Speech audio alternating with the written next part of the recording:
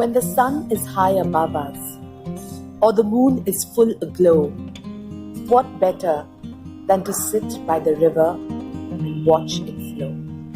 For now is the time to write words on sand and drink in the wisdom of far ancient lands. For the heavens soar above us, while the earth is still below. What better place than to sit by the river and watch it flow?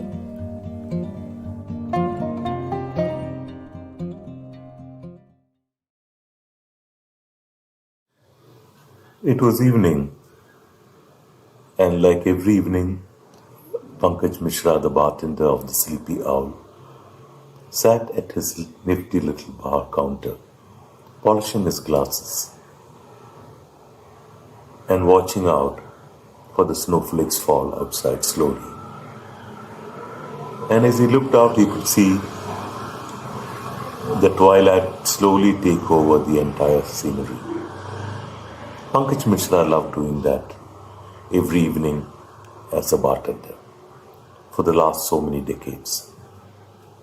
And as he sat there, he saw this man open the door and walk in. And this man came straight towards Pankaj. He was holding a packet in his hands. And he asked Pankaj, "Could I meet Mr. Pankaj Mishra, please?" And Pankaj Mishra said, "That is me. What can I do for you?" The stranger handed Pankaj the package and said, "A few months ago, before my father passed away, he gave this to me and asked me to give this to you." Soon, the stranger left and Pankaj slowly opened the packet, curious to see what was inside. It just had one thing inside, which was this colorful cap.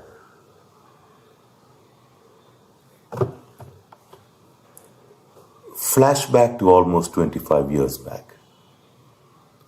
Young Pankaj Mishra had just joined the Sleepy Owl as a trainee bartender. And that evening also he was sitting at the bar counter looking out at the snowflakes fall, coloring the twilight with their little goblets of white. And something broke his reverie. He turned around and he heard the sound of a bicycle bell. He peered closer through the window.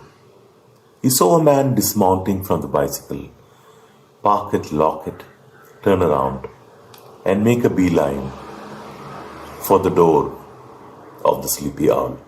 The door opened, the man came in. He went straight to a table for two at the corner of the bar.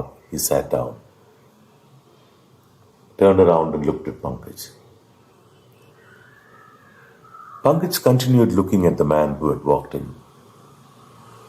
He was middle-aged, sprightly, wore a khaki-colored t-shirt and camouflage pants, and he was wearing this colorful cap. In 5 minutes' time, Pankaj was at the man's table. Something told Pankaj that he was an ex-serviceman. It could be his demeanor, it could be his sprightly movements, it could be his fit and agile body and the way he held himself. And from that moment, Pankaj decided, I'm going to call this man Captain. And the captain ordered a very strange combination of drinks. He said, I want 2 large old monks with a little coke, a little water, and a twist of lemon. 2 large old monks. And Pankaj wondered, why does he have to order 2 large old monks? Why doesn't he just order 1? Soon his curiosity was answered. As the old monks were kept on the table, the captain pushed aside 1 old monk, leaned back, had one that was close to him. Slowly he finished the drink. He ordered another, then another, then another. Until he departed from the bar, The other old monk, which sat across the table from him, remained untouched. Thus started a ritual that went on for several years. Day after day, week after week, every Thursday, and only on Thursdays he used to come, the captain. He would go to the same table, sit down, order two old monks, push one against the corner, have the one in front of him, and leave as quietly as he had come. But before he left, he would look towards Pankaj, lift his cap just a wee bit, and give a hint of a smile. And somewhere along the line, Pankaj stopped wondering why he always ordered two old monks, and why he had to pour one beautiful old monk down the drain every time the captain came and left. Until one day, Pankaj was again sitting behind the bar counter. The captain had already come in. He had already had his second drink. And precisely at the strike of 12, the door opened again.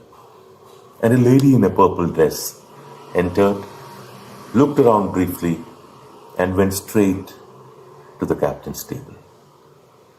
And Pankaj turned around and he could see the little twinkle in the captain's eyes, even from far away. The lady sat down, settled her ruffled dress around her, leaned back a bit, and took the solitary old monk that has been sitting on the table for the last 2 hours. After that evening, Pankaj never saw the captain or the lady again. Months passed, years passed. There was no sign of them. And somewhere along the line, the memories of the captain settled back into Pankaj's mind. Till this day, the young man, his son, had brought this cap back to Pankaj. Well, the first customers for the evening had started coming. Pankaj pushed the cap aside and settled down to his routine of making cocktails and polishing glasses and serving the very faithful customers of the bar. But precisely at that moment, something broke his reverie. He turned around. What was it? It was the tinkle of a bicycle bell. Thank you, friends.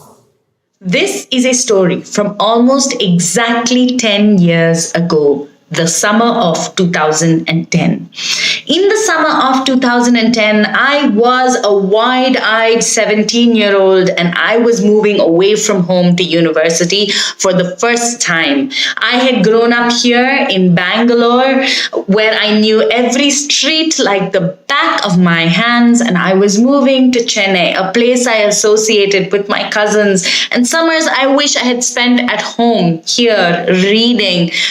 Much cooler than Chennai. I was moving to Chennai and the only association I had with Chennai was the heat, the sweltering humidity of the city. My parents dropped me off. I'm the only child and I was very well loved. I grew up in a family that enjoyed immense amounts of privilege. I had never really wanted for anything in my life, but it had been distilled into me from a very young age that giving back and sort of contributing to your larger community is one of the biggest things you have. Your mission on this planet was to help as many people as you could. It's something my parents deeply believed in, and it was something that I really believed in as well. I was one of those children who made signs about cutting trees. I was the child who participated in any volunteering activity she could find. I was the child who would raise money for donations, who would set up bake sales, and who would find a group of friends who would support her in all of these endeavors. I was the child who really cared about people who were less fortunate in my eyes. And I was armed with this knowledge when I went into Chennai, when I went into a university known for picking some of the brightest minds in the country. I was in a classroom of peers who had all been told, just like me, that they were the smartest person in the room. And you can't still be the smartest person in that room, if you know what I mean. And that first month of university was a very humbling experience.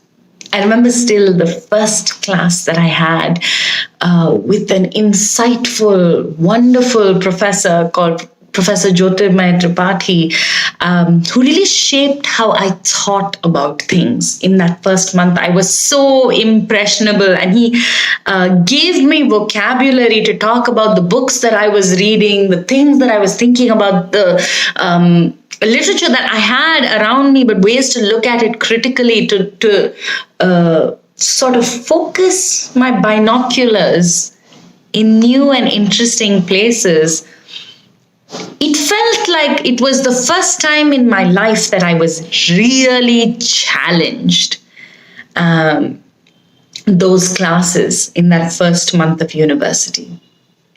I was homesick and I was miserable, and every single day was hotter than the previous day. And I would go to class and constantly feel just short of good, just short of it. After living an entire life of always being better than everybody else, it was a lot of paradigms changing for me. And then as it got hotter and hotter, as the summer continued, and I felt like I would very soon become a puddle, just sort of flowing to class because of just how warm it was and how sure I was that it was going to melt me one day. It was lunch, right before Professor Jyotirmay's class. And I smelt it first.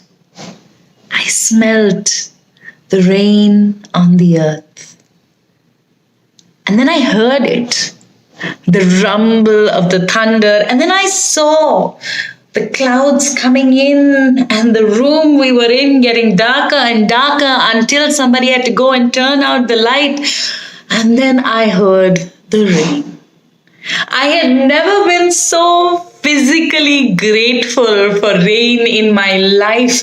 It ran straight to the windows, the large windows that were at the back of the class. We put out our fingers, wanting to touch the rain in the palm of our hands. We are delighted. Every soul, every part of me wanted to sing and jump around and be there and celebrate that finally the rain was here. And perhaps I would make it through.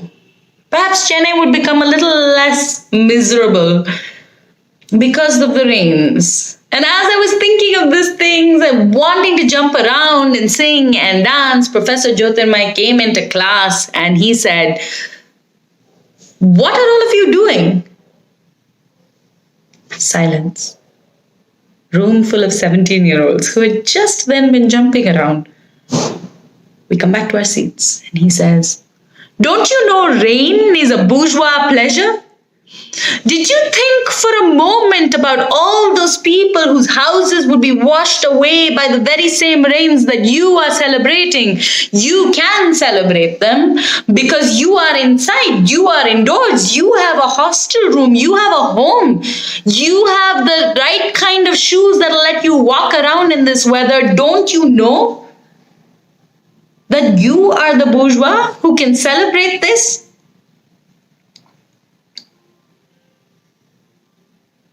It was me having to reconsider my delights. Suddenly, all at once. I've always been aware of my privilege for as long as I can remember. And in that moment, somehow I felt so small, like an ignorant little child who was celebrating something that might bring pain to others. Like I was a child clapping along when the monkey danced in the circus, not knowing, of course, that maybe that monkey wasn't very well looked after. I felt small, that this tiniest delight that was a moment of pure joy for me was gone. And I should be feeling bad. I should have been able to say, yes, of course, you're right. I will never celebrate the rain again. And almost as if he could read my mind, Professor Jyotirmay said, so, how many of you are going to do this again? One of my classmates, Vamsi, looked around the room, looked me in the eye. The room was contrite, every child quiet. He looked straight at me, and I would like to believe that he saw some of that conflict, some of that wanting still to love the rain, while acknowledging fully that it might cause pain to other people. He must have seen that moment, because he looked at me and put up his hand and he said, I'm going to do it.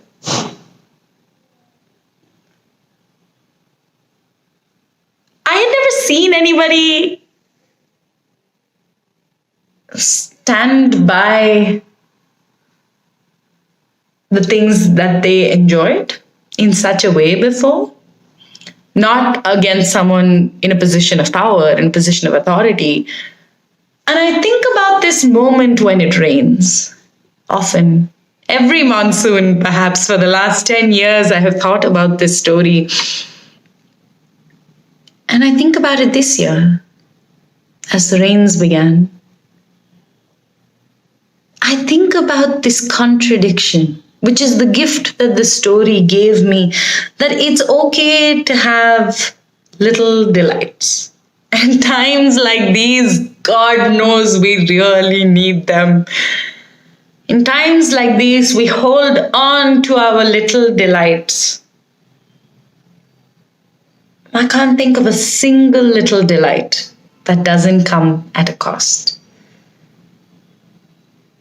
I can't think of a single little delight that if I were to break it down, wouldn't at some level cause pain to somebody else. I can't think of a single little delight that was just pure, just itself, just true, just on its own, no repercussions. And that's the world we live in now. And now I say to myself, yes. Look at the rain. It's falling. There are cyclones across the country. And the rain is falling. There are bomb blasts around the world, and the rain is falling. There is a virus that could get hold of anybody I love, and yet the rain is falling. And in this moment, I can't help but still delight in the rain. Thank you. When I think of 2008, I only think of rejections. The employment prospects for us were so bad at that point of time that the only people who were making money were Xerox centers, because everyone was making stacks of resumes and distributing it to companies that were either getting shut or not hiring anyone. It was the recession, and just like today's pandemic, I believe it was a great leveler, because all the highbrow college toppers who were selected in campus placements were also standing with us, queuing up to make photocopies. My friend Pradeep and I had gotten really close owing to our common struggles with companies. Every day we would create photocopies of our resumes and distribute it to everyone, from companies to kirana dukans. Whoever showed any kind of sympathy, empathy, or just some momentary respect. But if we were jobless, it was not only because of the recession. Both Pradeep and I were generally incompetent. We would adapt our resumes from the already existing ones. On our resumes, Pradeep and I had just about the same qualifications, hobbies, and once we had the same mother. I remember in 2004 standing in a queue with Pradeep for an engineering seat. I had better marks than Pradeep, so I was standing ahead of him with my dad alongside me, and this was the admission queue. So once we reached the lady at the admission queue, my father said, "Ek chemical engineering then I say." Um, Now, when I think about that tone, it makes sense to me because my father didn't care. I didn't care. But the lady at the admission counter, she cared. So she said, Dekho, your son has good marks. I mean, not that good, decent marks. So why don't you take computer engineering for him? And that was it. My father said, okay, then you give him on computer engineering. So my future was decided. None of the words were mine, and I didn't care uh, any more than Pradeep's father or Pradeep did about uh, his career at that point of time. And we had a similar fate. Both of us computer engineers, now stuck in an engineering college. Pradeep and I, we came from a very middle class background, and you know, because for us now the next big thing was to get a job. It For us the milestone was set. Like find a job, find a better job, update our Bharat matrimony profiles, then get married to a God-fearing girl who's at least 5'6" in height, and then go to the US and finally decide our children's future. Now we were not even close to getting to the first milestone. In 2008, there was no job for us. Now, my father was a system admin, whereas Pradeep's father had a TVS mechanical job. Now, we would, just like every aspirants of Navi Mumbai would always get into overcrowded trains with our bags full of stacks of resume and, trying to evade all kinds of bad lucks in the form of protracting perverts, poking us with their bags, of course. So there were times when we approached a company and we were shooed away by gatekeepers. And during this period, we were good when it came to identifying company as an IT company. They had last names. Either soft, tech, and if it was a very good company, it had a metric in its name. So Unimetric, Unitech, Sulasoft, PeopleSoft, Ultrasoft, ReallySoft. There were many IT companies, but there was not a single job for us. But cracking the aptitude was like finding a window seat in the Virar local because it just wasn't happening. And there were times when we would just blindly push the glass door and ask the receptionist what the name of the company was. With increasing number of rejections, expiring season ticket passes, no girlfriend woes, and varying prices and tastes of samosa pav everywhere, Pradeep and I sat absorbed in our own blue funk, and to make matters worse, Pradeep's father gave up his job due to unforeseen circumstances, and my father decided to have a massive heart attack.